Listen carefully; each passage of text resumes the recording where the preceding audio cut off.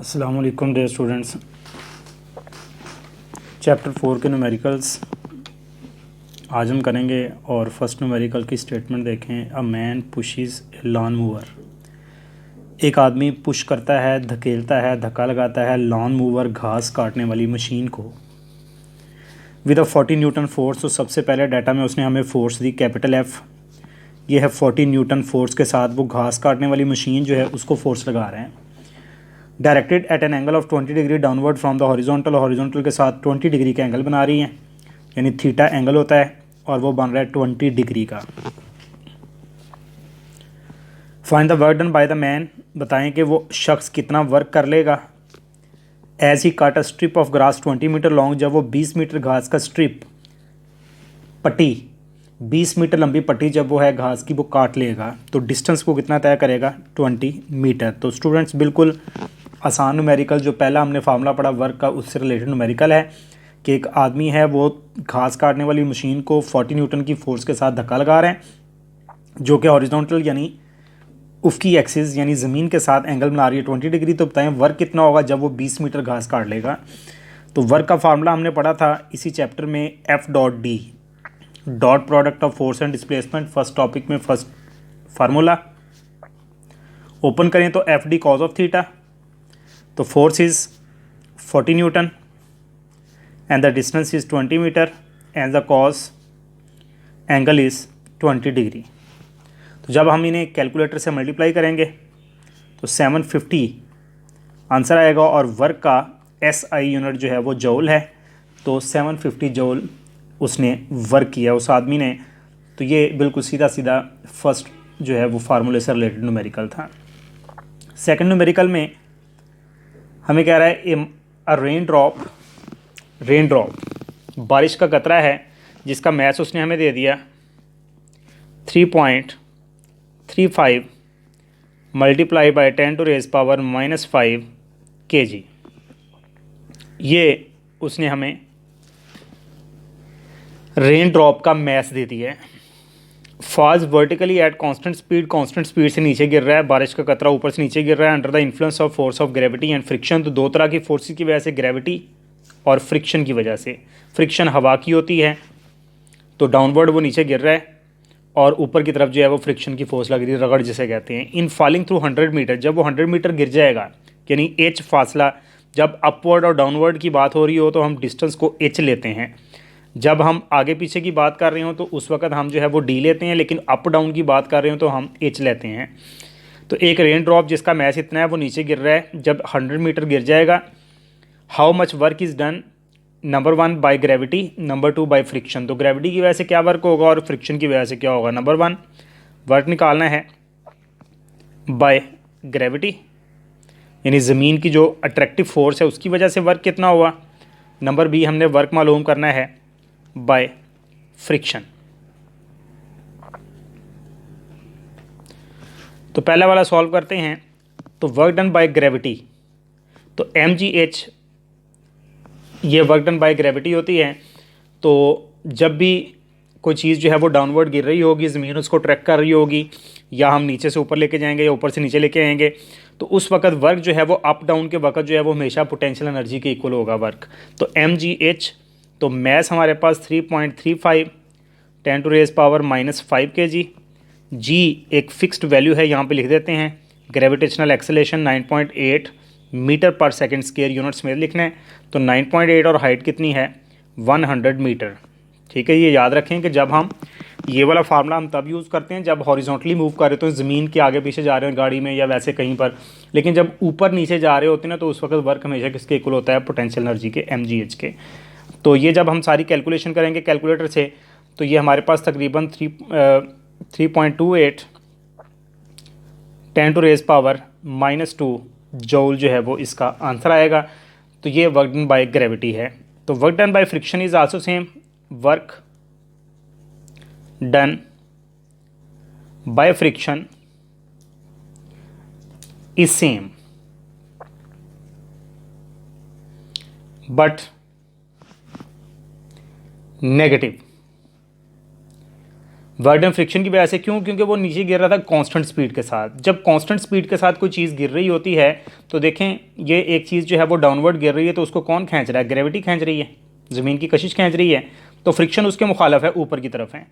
तो अगर जो है वो कांस्टेंट स्पीड के साथ गिर रहा है तो इसका मतलब हुआ कि ग्रेविटी की जो फोर्स है और फ्रिक्शन की जो फोर्स है वो दोनों बराबर हैं, यानी वो इक्विलिब्रियम की हालत में गिर रहा है। तो लिहाजा फ्रिक्शन की फोर्स ग्रेविटी के बराबर है। अगर फोर्सेस बराबर हैं तो वर्क भी बिल्कुल सेम होगा, लेकिन डायरेक्शन अपोजिट है, क्योंकि वो नीचे को रहा है, डिस्प्लेसमेंट नीचे को है, डिस्प्लेसमेंट नीचे को है, जबकि फोर्स जो है वो किधर को है? ऊपर को है। अपोजिट होने की वजह से नेगेटिव होगा वर्क। तो work done by friction is same but negative as F and D are opposite. तो मैंने यहाँ पे डी का है शॉर्टली कि डिस्प्लेसमेंट जिसको आप ले तो हाइट रहे हैं, लेकिन समझाने के लिए कि एफ और डी यानी डिस्प्लेसमेंट और फोर्स एक दूसरे के अपोजिट है, इसलिए वर्क क्या होगा? नेगेटिव उतना ही होगा बिल्कुल। फिर गौर कर लें कि ग्रेविटी की वजह से डाउनवर्ड जा रहे हैं, फ्रिक्शन उसके मुखालफ ऊपर की तरफ लग रही है, हवा की फ्रिक्शन। तो फ्रिक्शन और ग्रेविटी अपोजिट है, लेकिन उसने कहा कि वो कांस्टेंट स्पीड्स के साथ नीचे गिर रहा है। तो अगर वो कांस्टेंट स्पीड के साथ गिर रहा है तो इसका मतलब हुआ कि दोनों फोर्सेस बराबर हैं, यानी ग्रेविटी वाली फोर्स और फ्रिक्शन वाली फोर्स बराबर है। लिहाजा फ्रिक्शन वाली फोर्स और ग्रेविटी वाली फोर्स अगर बराबर हैं, फोर्सेस बराबर होंगी तो वर्क सेम होगा, लाजमी चीज़ है। तो लिहाजा वर्क उतना ही होगा। Work done by friction is same but negative. Negative क्यों होगा? क्योंकि एफ और डी अपोजिट है, नीचे रहा है, फोर्स ऊपर को है फ्रिक्शन की। लिहाजा वर्क जो है वही आएगा बी पार्ट में 3.28 ज़रब 10 की पावर -2 जूल ही आएगा। सॉरी, यहाँ पे नेगेटिव आएगा क्योंकि ये अपोजिट है। तो ये इस तरह से इसका यही आंसर है। सॉल्व करने की ज़रूरत नहीं, बस रीज़न लिख देनी है कि ये रीज़न क्या है और उसके बाद ये वर्क बता देना है कि ये नेगेटिव है। तो इस तरीके से ये सेकंड न्यूमेरिकल था। तो थर्ड न्यूमेरिकल की स्टेटमेंट है 10 ब्रिक्स, 10 ईंटें, ईच 6 सेंटीमीटर थिक, हर एक 6 सेंटीमीटर मोटी है। यहाँ पे मैं ईंट बनाता हूँ, फ़र्ज़ किया ये मैं एक ईंट बनाता हूँ, तो उसकी जो थिकनेस है बेसिकली ये एक ईंट है, तो थिकनेस जो है वो असल में उसको हम यहाँ पर हाइट कंसीडर करेंगे h। तो यहाँ पे मैं लिख भी देता हूँ, थिकनेस असल में क्या है? h है, 6 सेंटीमीटर, मीटर में कन्वर्ट करने के लिए 100 से डिवाइड करेंगे तो 0.06 मीटर आ जाएगा। तो हर ईंट इतनी मोटी है और टोटल 10 हैं वो ईंटें, एंड मैस 1.5 kg, हर एक ईंट का मैस 1.5 kg है। Lie flat on a table, एक टेबल के ऊपर बिल्कुल सीधी पड़ी हैं। How much work is required to stock them one on the top of an other, उन्हें एक दूसरे के ऊपर स्टॉक करने के लिए कितना वर्क करना पड़ेगा? तो देखें, फर्स्ट जो हमारे पास ब्रिक है उसके लिए कोई वर्क नहीं करना पड़ेगा। पहली ईंट ये पड़ी हुई है, जैसे मैंने रखी हुई है यहाँ पे बनाई है, इसके लिए कोई वर्क नहीं करना पड़ेगा क्योंकि ये नीचे रखी, दूसरी को इसके ऊपर रखना है। तो दूसरी ईंट जब मैं इसके ऊपर रखूँगा तो कितनी हाइट ऊपर जो है वो मैंने उसको रखा h हाइट, तो लिहाजा वर्क कितना आया मेरे पास? mgh। कितना वर्क करना पड़ा, यानी जब ऊपर लेके जाएं तो कितना वर्क होता है? mgh अभी बताया था। तो लिहाजा h हाइट जो है उसकी थिकनेस h थी, तो h हाइट ऊपर ले जाना पड़ा। अब जब तीसरी ईंट में रखूँगा तो कितना? ये भी h है और ये भी h है, 2h हो गया। तो लिहाजा क्या कितना वर्क आ गया? 2mgh। जब मैं इसके ऊपर चौथी ईंट रखूँगा तो हाइट कितनी होगी? 3, तो क्या बन गया? 3mgh। यानी जब वो ऊपर की तरफ मूव एंड सो ऑन चलता जाएगा। तो इस तरह से जब हम ये 10 ईंटें पूरी करनी है आप लोगों ने, जब हम ऊपर की तरफ मूव कर रहे होते हैं वर्क mgh के बराबर होता है, लेकिन हाइट जो है वो एक ईंट की h है, 2 की 2h है, 3 की 3h है, उस हिसाब से जो है वो करता गया। पहली ईंट के लिए कोई वर्क नहीं होगा, यानी इसके लिए वर्क जो है वो 0 होगा। लिहाजा ओवरऑल वर्क कितना करना पड़ा?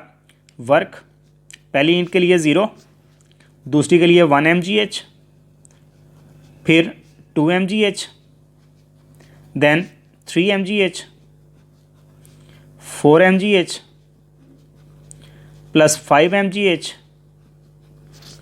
Plus 6 mgh। हाइट के लिहाज से वर्क चेंज हो रहा है। 7 mgh plus 8 mgh plus 9 mgh। इस तरह 10 ईंटें पूरी होगी क्योंकि पहले वाली का वर्क जो है वो 0 है। तो पहली ये ईंट, बाकी 1 से 9 तक ये गिनती है, टोटल 10 ईंटें होंगी, इतना वर्क आ गया। तो हाइट के लिहाज से वर्क चेंज हो रहा है। तो इन सब को जब हम ऐड करेंगे इन सब को तो ये बनेगा 45 mgh। तो इतना टोटल वर्क करना पड़ेगा। वैल्यूज पुट करते हैं। 45 मैस 1.5 kg है, जी ग्रेविटेशनल एक्सेलरेशन है 9.8 मीटर पर सेकंड स्क्वायर।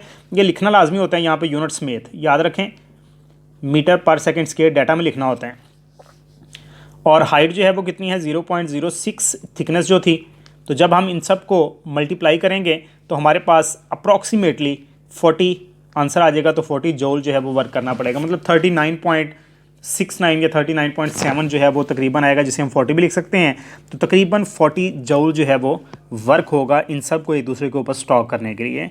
तो आई होप आप लोगों को समझ आ गई होगी। ऊपर की तरफ जब हमने उसको लेके जाना है तो वर्क कितना करना पड़ेगा, पोटेंशियल एनर्जी के इक्वल mgh, और पोटेंशियल एनर्जी डिपेंड करती है हाइट पे। तो फर्स्ट में हाइट जो है वो h लेके जानी पड़ी, तो 1 mgh। फिर नेक्स्ट में हाइट यहाँ तक h 2h होगी तो 2 mgh। फिर नेक्स्ट में हाइट 3h होगी तो 3 mgh, एंड सो ऑन चलता गया 9 mgh तक 10 ईंटें थी। तो इन सबको ऐड करके ये हमारे पास वर्क बना। क्वेश्चन नंबर 4 कह रहा है ए कार ऑफ मैथ 800 kg, एक कार का मैथ 800 kg है, travelling eight 54 kilometre per our, speed उसकी 54 किलोमीटर पर आवर, ये उसकी स्पीड है, जितनी स्पीड के साथ जो है वो चल रही है गाड़ी। हम इसको मीटर पर सेकंड में कन्वर्ट करेंगे तो 54 multiplied by 100 divided by 3600 second. एक घंटे में 3600 सेकंड, किलोमीटर 1000 मीटर को कहते हैं। तो ये हमारे पास बनेगा 15 मीटर पर सेकंड बना हमारे पास ये। तो इतनी स्पीड के साथ जो है वो ट्रैवल कर रही थी ये कार, जिसका मैथ 800 kg है, इतनी स्पीड से ट्रैवल कर रही है। Is brought to rest in 60 metre, 60 metre के बाद रेस्ट में आ गई, यानी कि रेस्ट में आ गई। इसका मतलब ये उसकी इनिशियल वेलोसिटी थी, फाइनल वेलोसिटी उसकी क्या हो गई 0। कितना फासला तय करके रेस्ट में आई, डी जो है वो कितना तय किया 60 मीटर फासला तय करने के बाद रेस्ट में आई। और ज़ाहिर है ब्रेक लगाएं तो गाड़ी फ़ौरन नहीं रुक जाती, कुछ डिस्टेंस तय करके रुकती है। तो ये वही डिस्टेंस है। Find the average retarding force on the car, बताएं कि कितनी जो है वो रिटार्डिंग फोर्स यानी मुखालफ फोर्स लगी। ब्रेक जो है वो एक मुखालफ फोर्स है, रिटार्डिंग फोर्स है। तो बताएं कितनी रिटार्डिंग फोर्स लगी कार पर।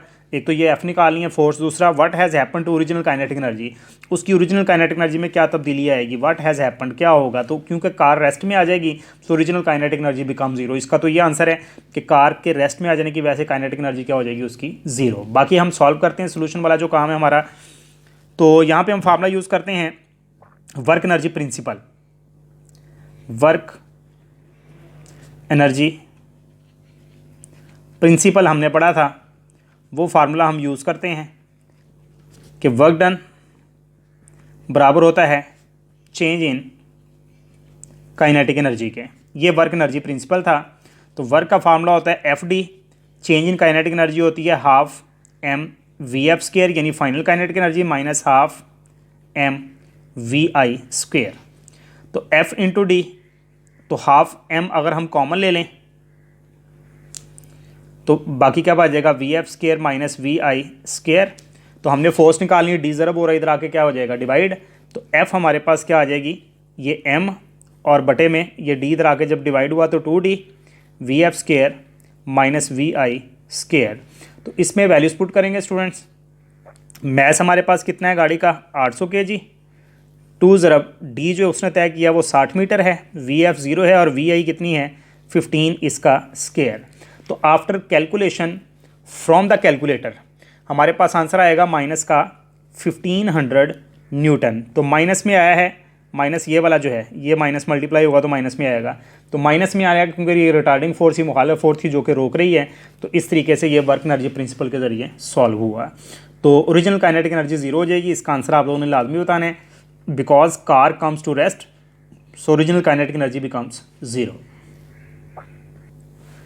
नेक्स्ट हमारे पास न्यूमेरिकल है ji number 5। A 1000 kg automobile, automobile गाड़ी को कहते हैं। 1000 kg की कार है, ये कार नहीं कोई भी गाड़ी हो सकती है।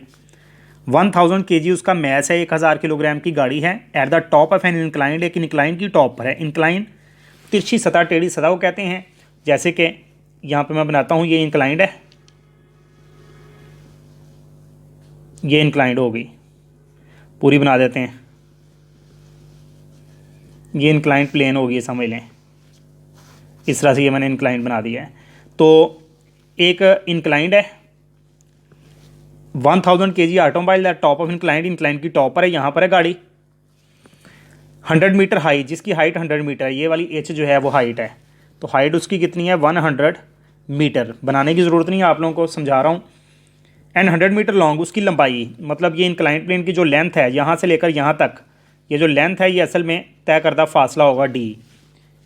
100 मीटर उसकी लेंथ है, यानी ये इंक्लाइंट प्लेन ये वाली है, ये उसकी लेंथ जो है 100 मीटर और हाइट उसकी जो बता दी उसने 100 मीटर लॉन्ग है और हाइट उसकी 10 मीटर थी, सॉरी हाइट 10 मीटर है और 100 मीटर लॉन्ग है। इज़ रिलीज्ड, उसको वहाँ से छोड़ा गया, गाड़ी को यहाँ से छोड़ा and rolls down the hill, और वो पहाड़ी से नीचे आई। तो वो जो इंक्लाइंट थी वो असल में एक पहाड़ी थी, हिल थी, तो पहाड़ी से वो नीचे की तरफ आई गाड़ी रोल करती हुई। What is it speed at the bottom of the incline, incline की बॉटम यानी नीचे उसकी स्पीड कितनी होगी। तो ऊपर उसकी स्पीड क्या थी 0 थी क्योंकि वो रेस्ट में थी, तो बॉटम पर उसकी स्पीड क्या होगी VF, हमने फाइनल स्पीड उसकी मालूम करनी है। If the average retarding force due to friction is 480 newton, अगर फ्रिक्शन की वजह से फोर्स जो है वो कितनी लग रही हो 480 न्यूटन। तो ये स्टूडेंट सारा डाटा है, मैं फिर इसको पढ़ रहा हूँ कि एक गाड़ी है जो कि इंक्लाइंड, जो कि हिल है, पहाड़ी है, उसकी टॉप पर पड़ी हुई है गाड़ी, यहाँ से उसको छोड़ा गया, वो नीचे को आई, तो उसकी इनिशियल वेलोसिटी क्या थी 0। तो जब वो नीचे आएगी हरकत करती करती तो बॉटम पर पहुंचेगी, तो उसकी स्पीड क्या होगी VF हमने फाइंड करनी है, जबकि फ्रिक्शन की फोर्स 480 न्यूटन है। डिस्टेंस वो तय करेगी 100 मीटर, क्योंकि इंक्लाइन की लेंथ उसने 100 मीटर दी और हाइट उसने बताई 2 मीटर है, तो मैस उस गाड़ी का 1000 kg है। डाटा सारा तो हमने पढ़ा था यहाँ पर इस चैप्टर में। As we know that loss of potential energy बराबर होती है गेन इन काइनेटिक एनर्जी। जब कोई चीज़ ऊपर से नीचे आती है तो उसकी पोटेंशियल एनर्जी ज़ाया होकर किस में तब्दील हो जाती है, काइनेटिक एनर्जी में। तो लॉस ऑफ पोटेंशियल एनर्जी बराबर gain in kinetic energy plus work done by friction. ये ओवरऑल हमने inter conversion of kinetic energy and potential energy वाले टॉपिक में पढ़ा था। तो loss of potential energy is mgh, gain in kinetic energy is half m VF² minus VI square, gain in kinetic energy, ठीक है जी। Final minus initial कर देंगे ना, half m VF² minus half m VI², मतलब पहले नहीं थी बाद में आ गई है, तो ये gain in kinetic energy plus work done by friction. तो वर्क का फार्मूला क्या होता है F ज़रब D, तो F ज़रब D जो है ये वर्क आ गया हमारे पास। तो ये बना mgh, हाफ m अगर मैं कॉमन लूँ तो VF² minus VI² plus F into D, सारी वैल्यूज पुट करूँगा मैं। मैस मेरे पास कितना है 1000 kg, G की वैल्यू फिक्स होती है 9.8 और हाइट हमारे पास कितनी है 10 metre. 1/2 mass is 1000, VF find करनी है, VI is 0 and plus force is 480 and the distance is 100 metre. तो ये स्टूडेंट्स हमारे पास चीज़ बनी, इसे मल्टीप्लाई करेंगे 98,000 आएगा, ये करेंगे तो 500 VF² प्लस ये बन जाएगा 48,000। कैलकुलेशन करें 98,000 माइनस ये इधर आके माइनस होगा 48,000, यहाँ पे 500 इंटू VF² रह गया, तो ये बन गया 50,000, सॉरी 50,000। 500 VF², अब 500 इधर आके डिवाइड हुआ, तो यहाँ पे मैं कैलकुलेशन करता हूँ साइड पे, तो VF² एक साइड पर रह गया, तो 50,000 डिवाइडेड बाय 500। तो जब हम इसे डिवाइड करेंगे तो हमारे पास सिंपली 100 बचेगा, और जब स्क्वायर रूट लेंगे तो VF आ जाएगी 10 मीटर पर सेकेंड। तो after calculation 10 metre per second, बाकी ये कैलकुलेटर से भी डायरेक्ट कर सकते हैं, आप लोग ज़ुबानी करने की ज़रूरत नहीं है। तो इस तरीके से ये फार्मूला यहाँ पे यूज़ हुआ। जब एक चीज़ हाइट पर होती है उसके पास क्या होती है पोटेंशियल एनर्जी, जब वो नीचे आ जाती है फुल बॉटम पे तो वो सारी की सारी किस्में तब्दील हो जाती है काइनेटिक एनर्जी में। लेकिन अगर फ्रिक्शन हो तो साथ में वर्क भी होता है फ्रिक्शन के अगेंस्ट। अगर ये फ्रिक्शन ना देता तो फिर हमने ये यूज़ नहीं था करना। तो इस तरीके से न्यूमेरिकल नंबर 5 थोड़ा सा लेंथी था। तो न्यूमेरिकल नंबर 6 की statement, if 100 metre cube of water is pumped, 100 metre cube unit होता है वॉल्यूम का। तो वॉल्यूम उसने हमें दिया हुआ है पानी का, कैपिटल V, 100 क्यूबिक मीटर जो है वो पानी है। इज़ पम्प्ड, उसको ऊपर उठाना है, पंप करना है फ्रॉम ए रेजरवायर, रेजरवायर जहाँ पे पानी स्टोर है उसे रेजरवायर कहते हैं, इनटू ए टैंक, एक टैंक में। 100 metre higher than the reservoir, जो कि रेजरवायर से 10 मीटर ऊंचा है। हाइट कितनी है 10 मीटर। मतलब कि आप लोग समझ लें कि ये एक रेजरवायर है, यहाँ पे मैं बना देता हूँ, ये रेजरवायर है, यहाँ पे पानी जो है वो स्टोर है। तो एक पंप के ज़रिए इसको जो है वो एक यानी कि जो पंप होता है पानी वाला जो पंप जिसे कहते हैं हम, तो इसको हमने ऊपर लेके जाना है और एक टैंक में, जिसे टैंकी कह लें चलें, इस टैंक में हमने भरना है और यहाँ पे पंप लगा हुआ है। पंप ने जो है वो ना इसको ऊपर खींच के और ये टैंकी भरनी है और वो हाइट जो है वो कितनी दी है उसने 10 मीटर। समझ आ गई होगी कंसेप्ट। यहाँ पे पानी स्टोर है, ये एक टैंक है, टैंक या जिसे पानी वाली टैंकी हम घरों में कहते हैं। तो पंप है, मोटर है, उसने उसको पंप करके ऊपर लेके जाना और इसको भरना है इन 20 मिनट्स। टाइम जो है वो उसको 20 मिनट लगेंगे, यानी 20 मिनट रिक्वायर्ड नहीं सॉरी 20 मिनट जो है वो उसमें हमें जो है वो गिवन है। तो 1200 सेकंड में उसको भरना है। समझ लें कि लाइट चली जाएगी उसके बाद। तो वॉल्यूम 100 मीटर क्यूब है, ये वॉल्यूम है पानी का। 100 मीटर 10 मीटर हाइट पर हमने पंप करना है उसको, पंप के ज़रिए, और कितने मिनट में? 20 मिनट में। If density of water is 1000 kilogram पर मीटर क्यूब, डेंसिटी को रो कहते हैं 1000 किलोग्राम पर क्यूबिक मीटर, ये अगर डेंसिटी है पानी की। तो find number A increase in potential energy. Increase in potential energy, मैं खाली पोटेंशियल एनर्जी लिख रहा हूँ, पहले नहीं थी बाद में आ गई। जब कोई चीज़ ज़मीन पर होती है तो पोटेंशियल एनर्जी नहीं होती, तो इंक्रीज़ आ गई है, वही आई है। Power delivered by the pump.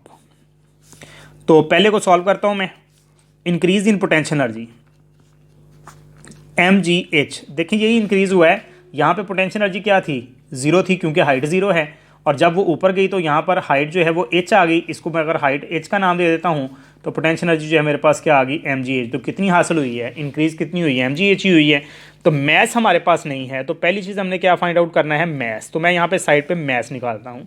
तो मैस हमारे पास क्या होता है? डेंसिटी हमारे पास क्या होती है? मैस बटे वॉल्यूम। तो मैस बराबर किसके आ जाएगा? डेंसिटी ज़रा वॉल्यूम। ये काम फार्मूला है, डेंसिटी बराबर मैस बटे वॉल्यूम। तो डेंसिटी हमारे पास 1000 है, वॉल्यूम हमारे पास 100 है, तो बना 1 1 2 3 4 5 5 जीरोज़ हैं, तो 10⁻⁵ kg। तो ये मैस है पानी का जो ऊपर लेके जाना है, यहाँ से ऊपर जितना मैस लेके जाना है। तो यहाँ पे पुट करेंगे 1 × 10⁻⁵, g is 9.8 and the height is 10 metre. So it becomes 9.8 multiplied by 10⁻⁶ joule.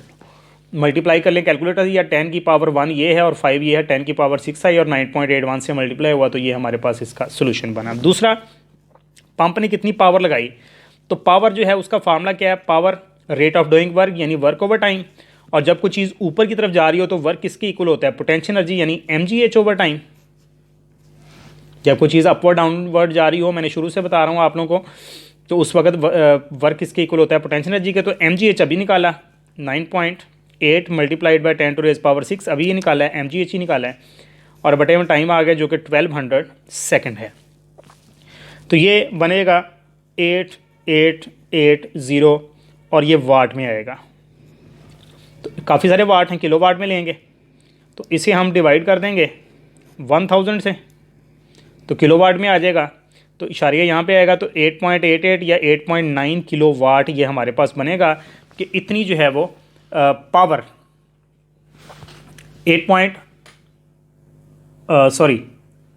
Calculation करने के बाद हमारे पास ये आंसर नहीं आएगा। कैलकुलेशन के बाद हमारे पास आंसर कुछ बनेगा 8.166 ज़रब 10 की पावर 3 वाट, तो बन जाएगा 8.16 या 8.2 किलो वाट बन जाएगा। ये स्टूडेंट कैलकुलेशन ज़रा थोड़ी सी सेटिंग करनी है आप लोगों ने। तो इस तरीके से ये after calculation from calculator 8.2 kilo watt इसका आंसर आएगा।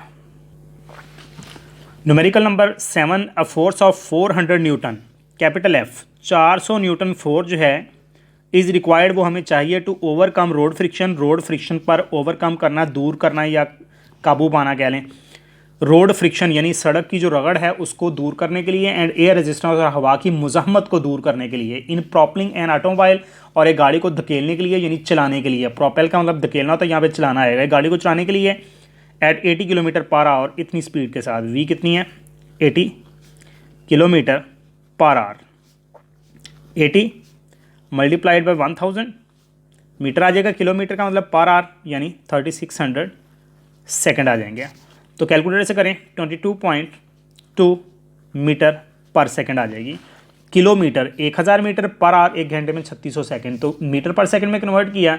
तो इतनी फोर्स चाहिए रोड फ्रिक्शन को दूर करने के लिए, हवा की मुज़ाहमत पर काबू पाने के लिए, और गाड़ी को चलाने के लिए इतनी स्पीड के साथ। व्हाट पावर किलो वाट में must the engine develop, engine कितनी पावर लगाएगा और वो किलो वाट में निकालनी है।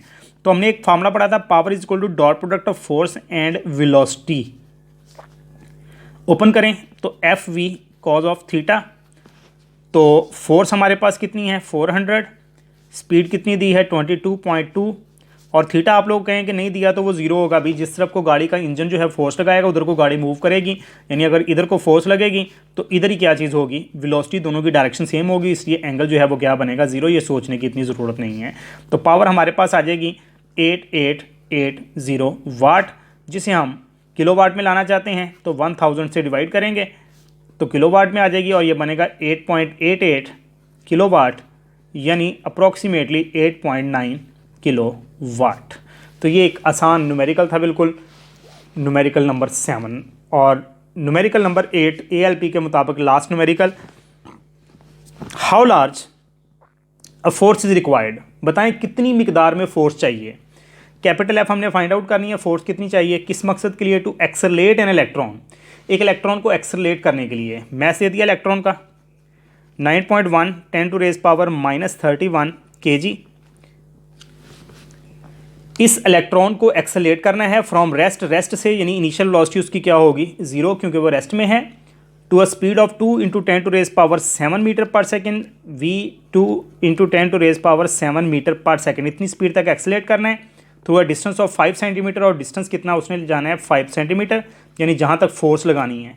तो डिवाइड 100 से करेंगे 0.05 मीटर आ जाएगा। ये डाटा है कि एक इलेक्ट्रॉन को एक्सेलरेट करना है, वो रेस्ट में पड़ा था, उसकी इनिशियल वेलोसिटी जीरो थी, मैस उसने दे दिया, उसकी इनिशियल वेलोसिटी जीरो थी, इतनी स्पीड तक हमने उसको लेके जाना और इतने फासले तक लेके जाना है, कितनी फोर्स लगानी पड़ेगी। तो सेम एज 4.4 मैंने अभी आप लोगों को करवाया, उसी तरह से वर्क एनर्जी प्रिंसिपल यूज़ करें, work done is equal to change in kinetic energy. Same वही मेथड्स, वही डाटा, हर चीज़ वही है, सिर्फ डाटा थोड़ा चेंज है, उसका अपना था इसका अपना है, बल्कि फार्मूला बिल्कुल वही लगेगा, और उसी तरह से रीअरेंज करके फोर्स आप लोगों ने निकालनी है। आई होप आप लोग कर लेंगे। तो न्यूमेरिकल नंबर 9 की स्टेटमेंट आप लोगों के बिल्कुल सामने है। न्यूमेरिकल नंबर 9 में वो कह रहा है कि ए डाइवर वेइंग 750 न्यूटन, एक डाइवर यानी डाइव करने वाला, पानी में छलांग लगाने वाला, गोताखोर कह सकते हैं, वेइंग 750 न्यूटन, उसका वजन जो है वो 750 न्यूटन है। ड्रॉप्स फ्रॉम ए बोर्ड, एक बोर्ड से वो छलांग लगाता है 10 metre above the surface of a pool of water, पानी का तालाब है, उसकी सतह से 10 मीटर हाइट पर एक डाइविंग बोर्ड है, वहाँ से वो छलांग लगाता है। तो यहाँ पे हम इसको सॉल्व करते हैं स्टूडेंट, डाटा लिखते हैं सबसे पहले। तो डाटा में हमारे पास उसका वेट जो है 750 न्यूटन है, और जहाँ से वो छलांग लगा रहा है वो हाइट जो है सरफेस ऑफ वाटर से वो 10 मीटर अबव है। तो दो चीज़ें हमारे पास आई, वेट उसका 750 न्यूटन और हाइट उसकी 10 metre. Use the conservation of mechanical energy, conservation of mechanical energy को इस्तेमाल करें, यानी law of conservation of energy को इस्तेमाल करें, to find his speed at a point 5 metre above the water surface, पानी की सतह से 5 मीटर ऊपर उसकी स्पीड मालूम करें। यानी H1 10 मीटर थी तो हमने H2 5 मीटर रखी, 5 मीटर पानी की सतह से ऊपर जब वो पहुंचेगा तो वहाँ पे उसकी स्पीड क्या होगी, ये हमने फाइंड आउट करनी है, निगलेक्टिंग एयर फ्रिक्शन, हवा के फ्रिक्शन को नज़रअंदाज कर रहे हैं। तो स्टूडेंट जी की वैल्यू हमारे पास होती है 9.8 मीटर पर सेकेंड स्क्वायर। तो जब वो, अब कॉमन सी एक चीज़ देखें कि जब वो 10 मीटर हाइट पर था डाइविंग बोर्ड के ऊपर, तो उस वक्त उसकी पोटेंशियल एनर्जी थी ज़्यादा, जब वो छलांग लगा के नीचे आएगा तो उसकी पोटेंशियल एनर्जी हो जाएगी कम। तो हमने पढ़ा loss of potential energy is equal to gain in kinetic energy. तो फार्मूला यहाँ पे यूज़ होगा, loss of potential energy is equal to gain in kinetic energy. ये फार्मूला स्टूडेंट यूज़ करेंगे। और जब वो हाइट H1 पर था, उसके पास पोटेंशियल एनर्जी ज़्यादा थी, तो mgH1 हाई है, माइनस कर देंगे mgH2 जो कि H2 हाइट पर है, तो ये लॉस आ जाएगा। गेन इन काइनेटिक एनर्जी, चूँकि पहले जब वो रेस्ट में था डाइविंग बोर्ड पर, उसके पास काइनेटिक एनर्जी ज़ीरो थी, और जब वो हाइट H2 पे पहुंचा तो उसके पास आ गई, तो हाफ mv² उसकी गेन इन काइनेटिक एनर्जी है। mg अगर कॉमन लिया जाए तो H1 minus H2 is equal to 1/2 mv²। Math से कैंसिल होगा, 2 इस तरफ आके मल्टीप्लाई, तो 2g into H1 minus H2 is equal to v²। तो जब हम दोनों तरफ स्क्वायर रूट लेंगे स्टूडेंट्स, तो इस तरफ स्क्वायर कैंसिल होगा और ये बनेगा under root 2g into H1 minus H2।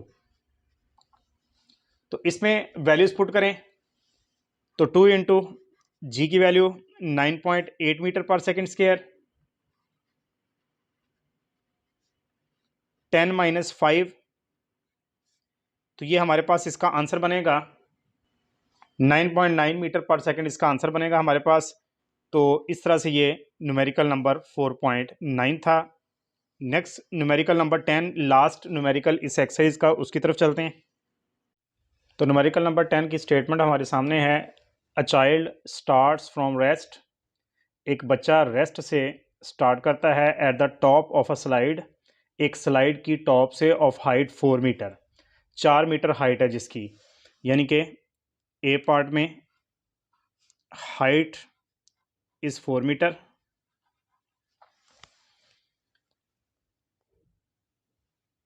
What is his speed at the bottom, bottom पर उसकी स्पीड क्या होगी, स्लाइड से जब वो नीचे आएगा तो बॉटम पे पहुंचेगा, उसकी स्पीड क्या होगी if the slide is frictionless. तो फर्स्ट पार्ट को पहले सॉल्व करते हैं स्टूडेंट्स। जी हमारे पास 9.8 मीटर पर सेकंड स्क्वायर होता है, जबकि स्पीड हमने मालूम करनी है बॉटम पर उस बच्चे की स्पीड क्या होगी। फिर हम पार्ट नंबर 2 की तरफ चलेंगे।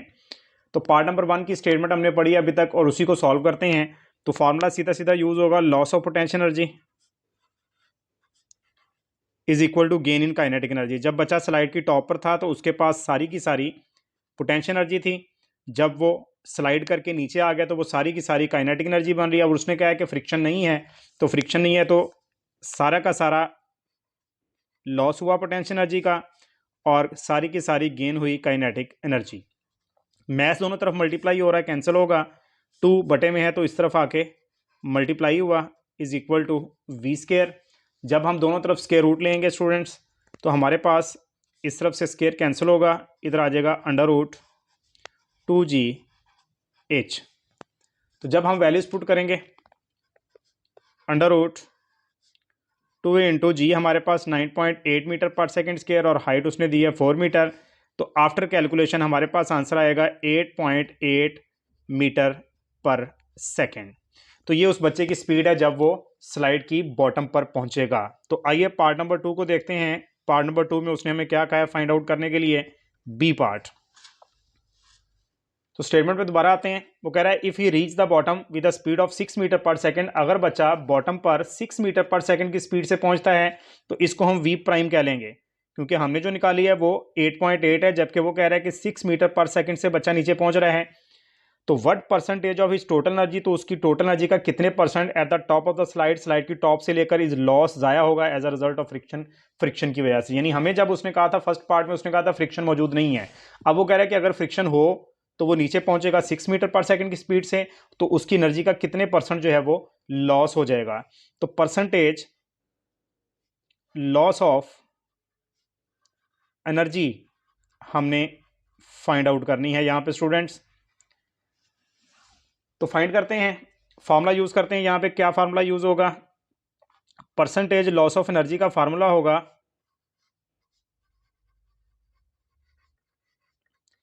Kinetic energy minus kinetic energy prime divided by kinetic energy multiplied by 100। ये स्टूडेंट्स फार्मूला कहां से आ गया, तो आइए इसको पहले समझ लेते हैं कि ये फार्मूला हमारे पास कहां से आया। तो अगर हम परसेंटेज फाइंड आउट करने के बारे में देखें तो परसेंटेज कैसे निकालते हैं, परसेंटेज मार्क्स की निकालते हैं। चलें, तो obtained marks divided by total marks multiplied by 100। ये स्टूडेंट मार्क्स की परसेंटेज निकालने का तरीका है, लेकिन कौन से, ऑब्टेन्ड मार्क्स की। तो आइए हम चेक करते हैं कि लॉस्ट मार्क्स की कैसे निकालेंगे। जो नंबर नहीं आए तो लॉस्ट मार्क्स आ जाएगा ना ऑब्टेन्ड की जगह पे, divided by total marks multiplied by 100। यानी हम तो हमेशा ऑब्टेन्ड मार्क्स की परसेंटेज निकालते हैं, लेकिन अगर जो मार्क्स लॉस हुए यानी जो हमने ज़ाया कर दिए, खो दिए, जो हमें नहीं हासिल हुए, अगर उनकी परसेंटेज हम निकालना चाहें तो हमें लॉस्ट मार्क ऊपर लिखना पड़ेगा। और लॉस्ट मार्क कैसे निकालेंगे, टोटल मार्क्स में से माइनस कर देंगे ऑब्टेन्ड मार्क्स।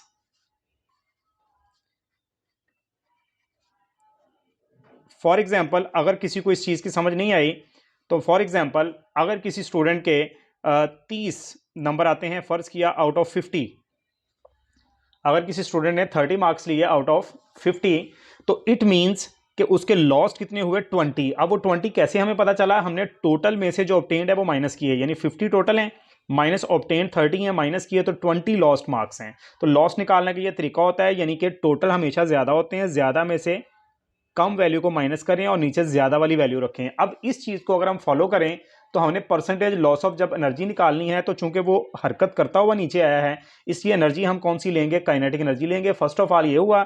अब kinetic energy minus kinetic energy prime, ये क्या है, वी प्राइम। उसने कहा कि वो 6 मीटर पर सेकंड की स्पीड से नीचे पहुंचता है, जबकि हमने यहां पे निकाला कि वो कितनी स्पीड से नीचे आया, 8.8 मीटर पर सेकंड की स्पीड से। सो ये वाली जो वेलोसिटी है इसके लिहाज से काइनेटिक एनर्जी हाई होगी, तो हाई काइनेटिक एनर्जी में से माइनस करेंगे लो काइनेटिक एनर्जी और divided by high kinetic energy. बिल्कुल वैसे ही जैसे टोटल मार्क्स ज्यादा थे उसमें से ऑब्टेन्ड मार्क्स कम थे, वो माइनस किए, डिवाइडेड बाय टोटल। तो बिल्कुल ऐसे ही ये फार्मूला बना है। आई होप कि आप लोगों को इस चीज की समझ आई होगी। तो काइनेटिक एनर्जी का formula 1/2 m v square minus ये 1/2 m v prime square divided by 1/2 m v square. तो डे स्टूडेंट्स 1/2 एम कॉमन लिया जब multiply by 100, sorry, v square minus v prime square divided by 1/2 m v square. तो 1/2 M से cancel हुआ और यहां पर वैल्यूज पुट की डाटा के मुताबिक वी स्केयर इज 8.8 स्केयर, और ये स्टूडेंट 100 से मल्टीप्लाई करना ना बोलें क्योंकि परसेंटेज में लेके आना है, minus v prime square, v prime is 6 square divided by 8.8 square multiplied by 100। तो इसे हम कैलकुलेटर से कैलकुलेट करते हैं स्टूडेंट्स। तो कैलकुलेशन करने पर हमारे पास 53.5%, और अगर हम राउंडिंग ऑफ डाटा के रूल्स को फॉलो करें तो ये हमारे पास 54% जो है वो बनेगा। लिहाजा उस बच्चे की टोटल एनर्जी जो है उसका 54% लॉस हुआ, क्योंकि अगर नहीं थी फ्रिक्शन तो वो 8.8 मीटर पर सेकंड की स्पीड से नीचे पहुंचा, और अगर फ्रिक्शन थी तो वो 6 से पहुंचा, तो काफ़ी वेलोसिटी कम हुई है उसकी, इस वजह से उसकी एनर्जी जो है वो ज़ाया हुई है फ्रिक्शन की वजह से। तो ये हमारे पास था इस एक्सरसाइज का लास्ट न्यूमेरिकल। तो आई होप न्यूमेरिकल्स आप लोगों को समझ आ गई होगी। किसी किस्म की कोई प्रॉब्लम हो तो आप लोग कमेंट में ज़रूर डिस्कस किया करें। इस वीडियो को लाइक करें, अपने दोस्तों के साथ शेयर करें और चैनल को सब्सक्राइब करना ना भूलें। इंशाल्लाह नेक्स्ट चैप्टर के साथ, नेक्स्ट वीडियो के साथ फिर हाजिर होंगे। अल्लाह हाफिज़।